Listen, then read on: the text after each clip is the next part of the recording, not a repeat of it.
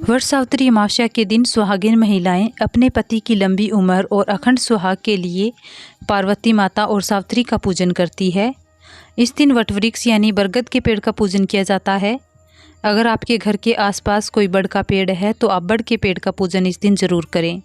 और जिस भी पेड़ का पूजन करें वो कम से कम 12 साल पुराना ज़रूर होना चाहिए, यानी कि प्राचीन वटवृक्ष होता है उसका पूजन किया जाता है। अगर किसी कारण से बड़ का पेड़ ना मिले तो आप बड़ की टहनी मंगा लीजिएगा। बड़ की टहनी मंगवाकर वट सावित्री अमावस्या के दिन बड़ की टहनी का पूजन भी आप कर सकते हैं। टहनी को आप किसी लोटे में या गमले में लगाकर फिर आप पूजन कर सकते हैं। अगर आप बड़ की टहनी से पूजन कर रही हैं तो अमावस्या से एक दिन पहले मंगवा लीजिए, क्योंकि अमावस्या के दिन बड़ पीपल नहीं तोड़ते हैं।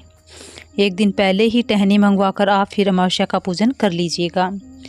तो वट सावित्री अमावस्या के दिन वट वृक्ष का पूजन हम कैसे करें, चलिए जानते हैं। वट सावित्री अमावस्या के दिन सुबह स्नान आदि करने के बाद हमें पूजन करना है। सबसे पहले जिस जगह पर आप पूजन कर रहे हैं वट वृक्ष के नीचे, वहाँ पर थोड़ी साफ़ सफाई ज़रूर कर लीजिएगा।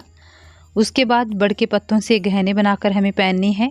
गहने बनाने आते हैं तो गहने बना ले, नहीं तो बड़ का एक पत्ता लेकर अपने बालों में टांग लें। इसके बाद आप पूजा कर सकते हैं। फिर जल सींच देना है। जब भी हम किसी देव वृक्ष का पूजन करते हैं तो सबसे पहले जल सींचते हैं। तो यहाँ पर आपको वट वृक्ष पर जल सींच देना है। गर्मियों का समय है, घड़ा दान करने का बहुत महत्व है। हो सके तो आप एक घड़ा वट वृक्ष के नीचे जल से भरकर ढक लगाकर रख दीजिएगा। अगर आप दान नहीं करना चाहते हैं तो कोई बात नहीं, आप एक लोटा यहाँ पर रख लीजिएगा। बाकी पूजा पूर्ण होने के बाद लोटे के जल को बड़ के पेड़ में सींच देंगे और लोटे को घर वापस ले आएंगे।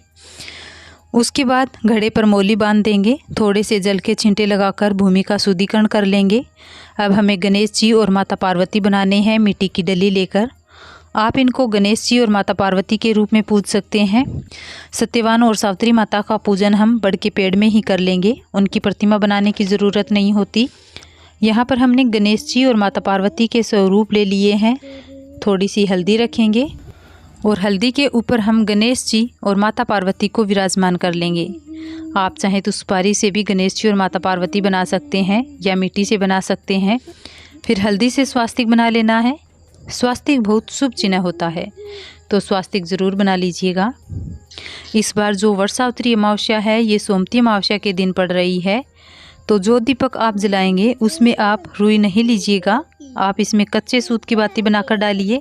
सोमती अमावस्या के दिन रुई की बाती नहीं जलाते, तो कच्चे सूत की बाती आप जला लीजिएगा, या आप कलावा भी ले सकते हैं कच्चे सूत की जगह। यहाँ पर दीपक जला लेंगे। उसके बाद सभी को रोली से तिलक करना है। यहाँ पर आप गणेश जी को, पार्वती जी को, और जो घड़ा आपने लिया है या फिर जल का लोटा लिया है उस पर, और वट वृक्ष यानी बड़ के पेड़ को, सबको यहाँ पर रोली से तिलक कर देंगे। और फिर हल्दी से तिलक कर देना है। एक बार फिर से जान लें कि सत्यवान और सावित्री माता का पूजन हम बड़ के पेड़ के रूप में ही कर लेंगे, तो बड़ का पूजन करेंगे तभी उनका ध्यान हम कर लेंगे। इसके बाद फूल अर्पित कर देना है। और अगर आप जनेऊ लेके आए हैं तो आप इस दिन वट वृक्ष को जनेऊ समर्पित कर सकते हैं, लेकिन अगर आपके पास जनेऊ नहीं है तो आप कलावा भी समर्पित कर सकते हैं। तो यहाँ पर हम गणेश जी को और माता पार्वती को, वट वृक्ष को, सभी को हम वस्त्र समर्पित कर देंगे। जनेऊ है तो जनेऊ समर्पित कर दीजिए, नहीं तो आप कलावा यानी मोली भी समर्पित कर सकते हैं। फिर हम भोग समर्पित करेंगे। तो भोग में ऋतुफल आपको मिल जाए तो ऋतुफल आप समर्पित कर दीजिए। अगर आपने घड़ा या लोटा रखा है तो उस पर फल ज़रूर रख दीजिएगा। और आम, खरबूजा, तरबूज, ककड़ी, जो भी ऋतुफल आपको मिले वो आप समर्पित कर दीजिएगा। इस दिन आप माता पार्वती को सुहाग का सामान ज़रूर समर्पित करें, क्योंकि पार्वती माता सुहाग देने वाली होती है। ज़्यादा ना हो सके तो कुछ चीज़ें ज़रूर समर्पित करें, लेकिन सुहाग की चीज़ें ज़रूर समर्पित करें। इसके बाद भोग में आटे से बनी हुई मिठाई समर्पित की जाती है। पूड़े, पूरी, इस तरह जो भी आपके पास कोई जो आपने मिठाई बनाई है समर्पित कर सकते हैं। अगर पूड़े नहीं हैं तो आप पूड़े की जगह पतासे भी समर्पित कर सकते हैं। भोग में पतासे को भी बहुत शुभ माना जाता है। पूड़े ना हो तो आप पतासे भी समर्पित कर दें। तो ऋतुफल समर्पित करना है, साथ में कोई भी मिठाई समर्पित कर देनी है। इसके साथ ही भीगे हुए चने ज़रूर समर्पित किए जाते हैं, तो भीगे हुए चने समर्पित कर दें। इस तरह से भोग समर्पित करने के बाद फिर बाँस से बना हुआ पंखा समर्पित करेंगे। 2 पंखे चढ़ाए जाते हैं, एक दान के लिए और एक वापस घर लेके जाते हैं। अगर आपके पास 2 पंखे हैं तो ठीक है, अगर 2 पंखे ना हो तो 1 पंखा जो दान के लिए है वो ज़रूर चढ़ाएं। तो इस तरह से बरगद के पेड़ को थोड़ा सा हवा करके हम फिर पंखा चढ़ा देंगे। फिर हम माता पार्वती के लिए साड़ी, सूट या चुनरी जो भी है वो चढ़ाएंगे। कोई भी वस्त्र आप चढ़ा सकते हैं और जो भी साड़ी, सूट आप चढ़ाएं, ये बाद में हम अपनी सासू जी को बायने के रूप में दे देंगे। अगर आपकी सासू जी नहीं है तो मंदिर में पंडिताइन को आप दे सकते हैं, या अपनी जेठानी को या अपनी ननंद को भी दे सकते हैं। जब भी आप जिसको भी आप ये साड़ी, सूट जो वस्त्र है दें, उसके ऊपर जो प्रसाद चढ़ाया है वो ज़रूर रख दें। ये हम माता पार्वती के नाम की साड़ी चढ़ा देंगे। साड़ी ना चढ़ा पाए तो आप चुनरी भी ले सकते हैं, दुपट्टा ले सकते हैं। फिर यथासंभव हम दक्षिणा चढ़ा देंगे। दक्षिणा पूजा में रही कमियों को पूरा करती है, तो दक्षिणा ज़रूर चढ़ा दीजिएगा। ये सब चीज़ें चढ़ाने के बाद हमें वट सावित्री व्रत की कथा सुननी है। कथा का बहुत ज़्यादा महत्व है, तो कथा ज़रूर सुनिएगा। कथा सुनने के लिए 1 लोटा जल ले लें, अपने हाथ में भीगे हुए चने और फूल ले लेंगे। फिर हम वट सावित्री अमावस्या की कथा सुनेंगे। इस तरह से कथा सुनने के बाद फूल और चने जो हाथ में लिए हैं वो हम माता पार्वती को समर्पित करेंगे, हाथ जोड़ लेंगे। इस तरह से कथा पूर्ण हो जाएगी। फिर हमें बड़ के पेड़ की परिक्रमा करनी होती है। परिक्रमा का इसमें बहुत ज़्यादा महत्व होता है। परिक्रमा आप ज़रूर कीजिएगा। यहाँ पर कच्चा सूत लपेट कर परिक्रमा की जाती है। परिक्रमा करने के लिए अगर आपके पास कच्चा सूत है तो आप उससे परिक्रमा करें। कच्चा सूत नहीं है तो आप मौली से भी परिक्रमा कर सकते हैं। यहाँ पर आप 5, 7, 9, 21, 51 जितना आपका सामर्थ्य है उतनी परिक्रमा आप कर सकते हैं।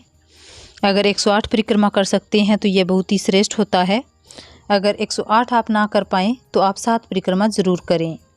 क्षेत्र के हिसाब से भी पूजा और व्रत में थोड़ा बहुत फ़र्क हो जाता है। कुछ लोगों के लिए यह व्रत पूरे दिन का होता है, तो कुछ लोगों के यहाँ पर सिर्फ पूजा तक का व्रत किया जाता है। आपके यहाँ पर चाहे व्रत पूरे दिन का किया जाए या पूजा तक किया जाए, पूजा विधि एक समान रहती है। सुबह सुबह ही हम ये पूजा करते हैं और पूजा करने से पहले जल ग्रहण नहीं करते हैं, तो आप ये पूजा सुबह सुबह ही कर लेंगे। परिक्रमा करने के बाद आरती कर लेनी है। आरती गणेश जी और माता पार्वती जी की करनी है। आरती करने के बाद हाथ जोड़कर पूजा में रही कमियों के लिए क्षमा प्रार्थना कर लेनी है। अपनी मनोकामनाओं को पूरा करने के लिए और अपने पति की लंबी आयु के लिए प्रार्थना कर लेनी है। इस तरह से पूजा पूर्ण हो जाएगी। इसके बाद हमने जो भी साड़ी, चुनरी चढ़ाई है उसके ऊपर जो प्रसाद चढ़ाया है वो प्रसाद हम रखेंगे। थोड़ा प्रसाद हम साड़ी के ऊपर रख लेंगे, साथ में हम यथासंभव दक्षिणा रख लेंगे। तो दक्षिणा को इसके ऊपर ही रखेंगे और फिर इन्हें हम दान कर देंगे। आप अपनी सासू जी को दे सकते हैं या आप चाहे तो इसे पंडिताइन को भी दे सकते हैं। ये चीज़ें हमें दान ज़रूर करनी होती है। इस तरह से वट सावित्री अमावस्या का पूजन हो जाएगा। सावित्री अमावस्या का पूजन सुबह के समय किया जाता है। अगर वट वृक्ष आपके घर के आसपास है तो आप वहाँ पूजन कर लें। मंदिर में है तो आप वहाँ कर लीजिएगा, नहीं तो आप बड़ की टहनी मंगवा कर घर पर भी पूजन कर सकते हैं।